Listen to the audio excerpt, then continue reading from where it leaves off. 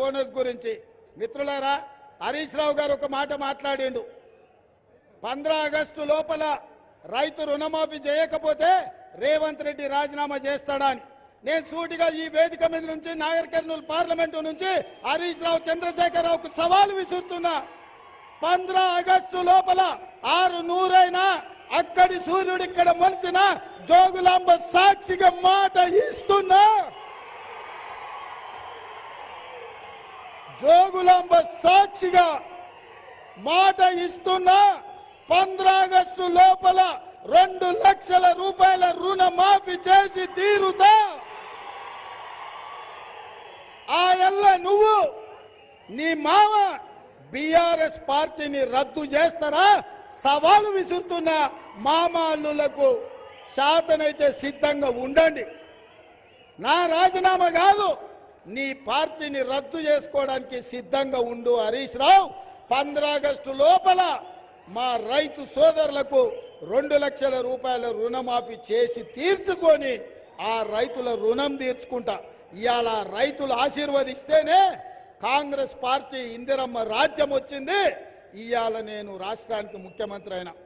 నేను ఒకవేళ ఆ రైతుల రుణం తీర్చుకోకపోతే ఈ జీవితమే దండుగా అన్న సంగతి నాకు తెలుసు హరీష్ రావు. నీలాకనో నీ మామలాకనో దోకబాజోని కాదు, లంగా లవంగ మాటలు చెప్పేటోని కాదు. ఇవాళ ఇక్కడి నుంచి చెప్తున్నా, రాసి పెట్టుకో. 15 ఆగస్టు లోపల 2 లక్షల రూపాయల రుణమాఫీ చేసే బాధ్యత నాది. ఇదే కాదు, రాబోయే పంట వరి, గతంలో ఒట్లు కొనను ఒరేసుకుంటే ఊరేసుకున్నట్టే అన్నాడు కేసీఆర్. ఆయన మాత్రం ఫామ్ హౌస్లో 150 ఎకరాలలో వేసుకుంటే బజార్లో పెట్టి బట్టలు ఇప్పదీసిన నువ్వెట్లు వేసుకున్నావని. అందుకే ఈరోజు తెలంగాణ రాష్ట్రంలో వడ్లకు రాబోయే పంటకు 500 రూపాయల బోనస్ ఇచ్చి ప్రతి రైతు చివరి గింజ వరకు కొనుగోలు చేసే బాధ్యత కాంగ్రెస్ పార్టీ తీసుకుంటుంది. ఈ 2 సవాళ్లను స్వీకరించండి అని చెప్పి హరీష్ రావుకు సూటిగా సవాలు విసురుతున్నా.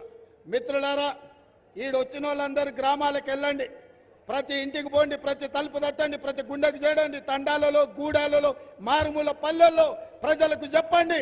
5 గ్యారంటీలను అమలు చేయడమే కాదు, 2 లక్షల రుణమాఫీ చేస్తాడు. పాలమూరుని చక్కదించుకుందాం, పసిడి పంటలతోని పరిశ్రమలతోని పాలమూరును అభివృద్ధి చేసుకుందాం. రాజకీయ పార్టీ కార్యకర్తలు నేను ఒకటే చెప్తున్నా, మీ నాయకుల మాటలు నమ్మకండి. మన జిల్లాకు అవకాశం వచ్చింది, ఇది పోతే మళ్ళీ రాదు. మన జిల్లాను అభివృద్ధి చేసుకుందాం. వాడి మాటలో వీడి మాటలో ఇంటే మంది మాటలు విని మారుమాను పోతానంట, మళ్ళీ వచ్చే వరకు ఇల్లాగమైందని ఇవాళ ఎవరి మాటలు వినకండి. మన్ను పోసి అంబలి కాసుకునే పరిస్థితి వస్తుంది వాళ్ళ మాటలు నమ్మినామంటే. అందుకే మిత్రులారా, ఇదే వేదిక మీద నుంచి శాసనసభ ఎన్నికలల్లో డాక్టర్ రాజేష్ రెడ్డిని గెలిపించమన్న బ్రహ్మాండమైన మెజార్టీతోని రాజేష్ని గెలిపించారు. ఈ సభ సెంటిమెంటల్ సభ. తప్పకుండా నాకు సంపూర్ణమైన నమ్మకం, విశ్వాసం ఉంది. డాక్టర్ మల్లు రవి గారిని 1,00,000 మెజార్టీ తోటి నాగర్ కర్నూలు ఎంపీగా గెలిపించండి. మీ సమస్యల్ని పరిష్కరించే బాధ్యత నేను డాక్టర్ మల్లు రవి గారు తీసుకుంటున్నామని తెలియజేస్తూ మీ అందరి దగ్గర సెలవు తీసుకుంటున్నా. మీరందరూ 1,00,000 మెజార్టీ ఇవ్వడానికి సిద్ధమేనా? సిద్ధమేనా? సిద్ధమేనా? సిద్ధమన్న వాళ్ళందరూ నిలబడండి. సిద్ధమేనా? అక్కడ చీకట్లు ఉన్న వాళ్ళు కూడా చెప్పాలి, చేయతాలు నాకు కనిపిస్తుంది. సిద్ధమా? సిద్ధమా? సిద్ధమా? సిద్ధమా? జై కాంగ్రెస్, జై జై కాంగ్రెస్. హస్తం గుర్తుకే, హస్తం గుర్తుకే. ధన్యవాదాలు సోదరులారా. జాగ్రత్తగా వెళ్ళండి ఇంటికి. మంచి ఊపు మీద ఉన్నారు, ఉత్సాహంగా సభ సక్సెస్ అయింది. స్పీడ్గా ఓకర్రి, నిదానంగా ఓన్రి, బూత్ బూత్ తిరిగి కాంగ్రెస్ని గెలిపించండి.